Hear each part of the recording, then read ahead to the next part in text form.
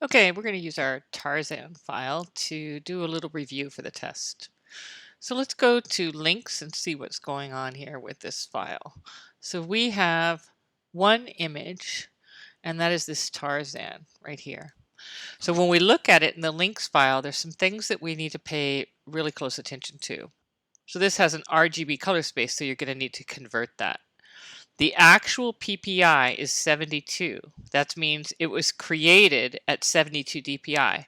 However, the effective PPI is 123.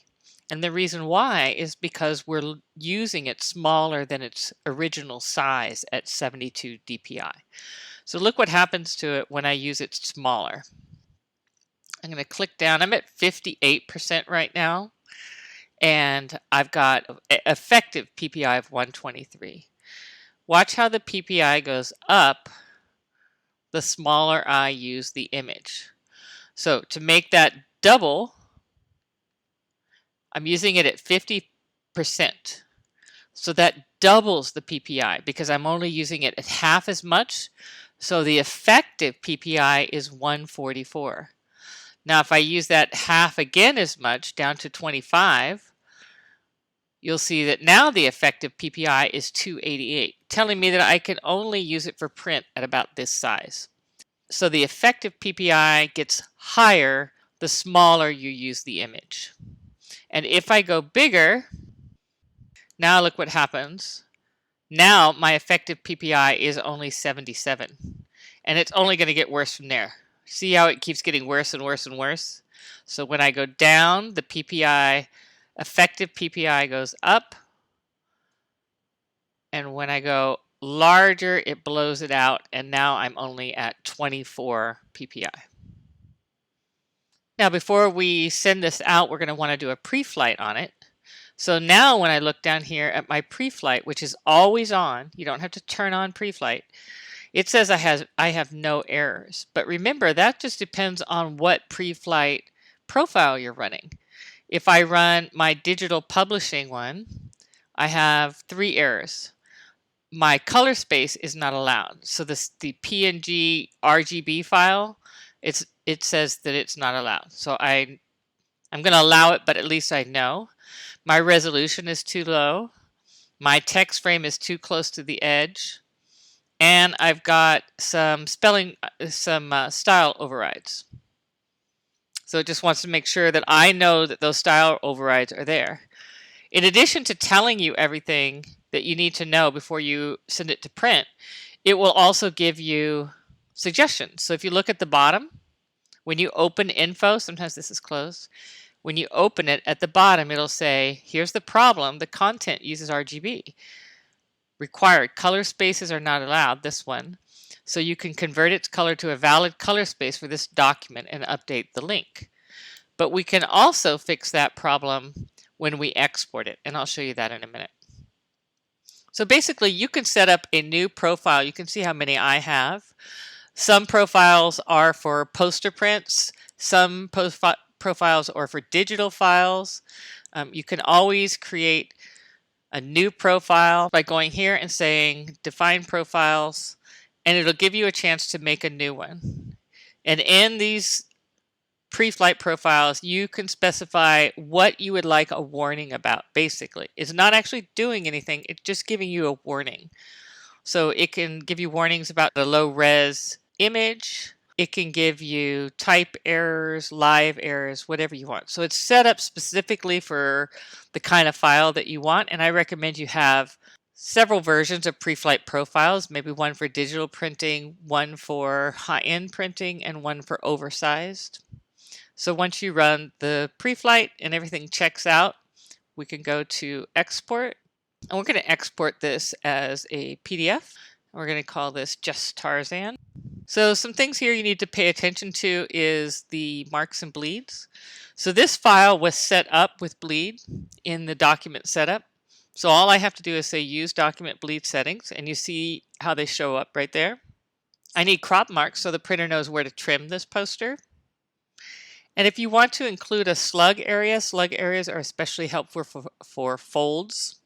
So if you want to include a slug area, you have to set the slug area dimension up in the document setup file, but here you're just telling it to include that slug area that you've set up. Now on output, this is where you can convert your colors. So if you have no color conversion here and you have an RGB file and you send it to a printer, you're going to get flagged. It's going to say I can't print an RGB file. But if you change this to convert to destination and you have it on web coded, then you're good to go. It's going to export it with that file. You say export, and because I have it set to show it to me, it's going to show it to me right away. And so remember, you want your crop marks to look like that, cutting into the bleed. If you remember, we exported this poster in many different sizes by creating alternate layouts. So you just go to Layout, Create Alternate Layout, or you can go to the Pages panel and go to the side and say Create Alternate Layout. Same process. And so basically what you're saying is what you want to create as an alternate to this file. So this one's 11 by 17. So I'll call this one 8.5 by 11, and I recommend that you name your alternate layouts by their size. And then I'll actually put the size 8.5 by 11 like that. Now as far as the liquid page rule, the scale is the only one that we've really talked about. So that means that it's going to do the best job it can at scaling this proportionately, and then I'll fix the rest of it. If I link the stories, then anything that changes on here, any information that changes on my original 11 by 17, the stories will be linked and it will change on all the pieces in alternate layout. So I'll just say, okay. And what it's also done, and these are the advantages of an alternate layout, is number one, they're all in one file. So I can export just the one I want by going to export, and I can say just Tarzan. And then right here, I can say that I want the 8.5. Do you see how they come up? I can either export the tabloid, the 8.5 by 11, any one I want specifically, especially helpful if I have like 5 different sizes. Also, if you have one ad that's going to several publications, sometimes 3 or 4 publications, it's nice to have one file where you can update everything. When I set up the alternate file, it gave me these separate style sheets, which is nice. So my tabloid size has its own style sheet, and my legal size has its own style sheet. So if I wanted to change something here, it wouldn't necessarily change on the other. So I'm going to go one larger, and I'm going to say update or redefine the style, but it's not going to change my sizes here. It has its own set of style sheets, which is also very convenient. It's also important to know the difference between character style sheets and paragraph style sheets.